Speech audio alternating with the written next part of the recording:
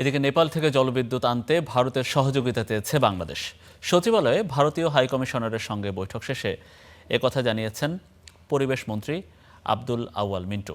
বৈঠকে carbon trading নিয়েও আলোচনা হয় বলে জানিয়েছেন পরিবেশ মন্ত্রী। বলেছেন, ভারত কার্বন ট্রেডিংয়ে ভালো করছে, আর তাই এ বিষয়ে অভিজ্ঞতা লাভে ভারতের সঙ্গে একটি ফ্রেমওয়ার্কে আসতে চায় বাংলাদেশ।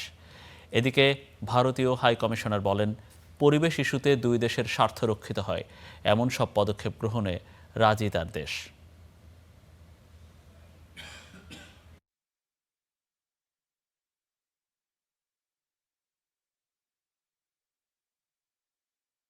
নেপাল আরো বেশি করে আমাদের কাছে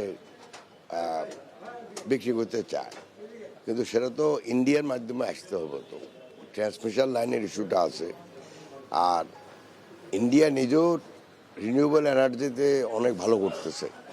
তো সেখানে বলতেছে যে দে ক্যান কোঅপারেট, কিন্তু এটা তো আমাদের এনার্জি মিনিস্ট্রির বিষয়, আমার তো না। শুধু আমার সাথে যে কথা হয়েছে যে নেপাল থেকে নেপালে যে আরো বেশি দিতে চায়, সেটা কিভাবে ট্রান্সমিশন করানো যায়, বাড়ানো যায় ওইটা। An excellent meeting. We discussed a lot of areas. সড়কপথে ভারতের ভেতর দিয়ে কিভাবে নেপালের জলবিদ্যুৎ আনা যায় সে বিষয়ে দুপক্ষের আলোচনা হয়েছে। পরিবেশ ইস্যুতে দুদেশের স্বার্থ রক্ষিত হয় এমন সব পদক্ষেপ গ্রহণে রাজি দুই দেশ।